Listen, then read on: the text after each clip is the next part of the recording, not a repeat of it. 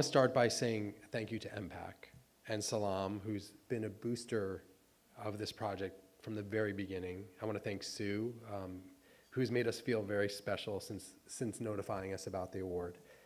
And it's a great feeling to be introduced by a creative force like Howard Gordon. Frankly, without Howard, the series might not have happened because he championed us when this was just an idea written down on a piece of paper. So thank you, Howard. This series was made by a large team of people, and I want to recognize a couple of them tonight. One of our producers, Erica Frankel, is here. And Erica's important not just because she helped make the series, but because she happens to be my wife. And I know there are at least 2 actual rock stars in the room tonight, and we were lucky to have one of them, John Dragonetti, compose the music for our project, so thank you, John. So I want to take you back about 25 years. I was graduating from college as the son of a Jewish doctor, and I was, of course, supposed to go to medical school. My plan was to get my medical degree, join a group like Doctors Without Borders, and head to faraway lands where I could help people in need. But before I could do any of that, I had an opportunity to make a film. Communism had just fallen in Romania, and there were reports that more than 100,000 children had been abandoned in that country and were living in a desperate situation. So I went there, and for several weeks, I lived in Romanian orphanages and filmed these children and their poor conditions. At age 22, the film earned me my first Emmy nomination, but what really mattered was that the television broadcast of the film led to the American adoption of thousands and thousands of abandoned Romanian children.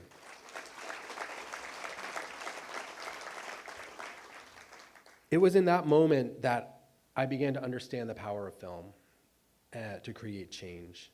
And to my parents' disappointment, my plans for medical school were put on hold. From that point forward, I tried to find ways to recreate that kind of impact through the movies and documentaries and radio that I created. So about 6 years ago, I came across that statistic that you just saw in that short clip. The statistic was, again, more than half of Americans have an unfavorable view of Muslims. And I immediately flashed back to my childhood, a little boy growing up in upstate New York in a town with few Jewish people. And back then I remember being called anti-Semitic names by other kids. Jewish Josh, Jew Kike, having pennies thrown at me. And one time someone threw a rock the size of a brick through the bay window of our family's home. And I remember sitting on the floor in my pajamas looking at the broken glass on the yellow shag carpet and trying to understand what it meant. But back then I didn't have the tools that I have now. So as I thought about this statistic, I wanted to try to do some kind of small project. So I called people like Howard, my friend Wajahat Ali, Reza Aslan, and I wanted to make a series called The Secret Life of Muslims. The secret being, of course, that we're all just people. But raising money wasn't easy. We applied for grants and we came up short. And years passed. Then the 2016 presidential campaign began to heat up. And the talk was ugly. Suddenly, some of the places that had said no to our funding requests were reaching out to me and asking, hey, remember that project about American Muslims? Where does that stand? And soon we got our first grant. A few weeks later, we got another one. And we were ready to go into production to make The Secret Life of Muslims. So we approached all kinds of people, from celebrities like Iqbal Teba, who Howard pointed out, to everyday people. And because we live in a time where many people seem to have little interest in opinions that don't match their own, we didn't want to make a series that was about political opinions. We just wanted people to look into the camera and tell their own stories. Plain and simple, funny, serious, human.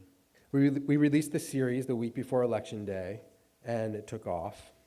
And of course, the negative comments flooded in, thousands and thousands of negative comments. But throughout, the positive comments always outnumbered the negative. And that's how we knew we were accomplishing something.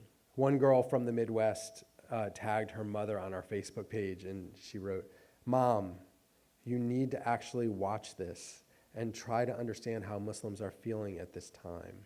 And a woman from Oregon wrote, "I'm an American who has, to my knowledge, never met a Muslim, but I really like your videos, and I'm enjoying learning about Muslim culture and perspective. Thank you. I'm looking forward to more videos." So I'm excited to let this woman know and to let you all know that my attendance to medical school is being deferred for another year and will soon begin work, as Howard said, on our second season of the series.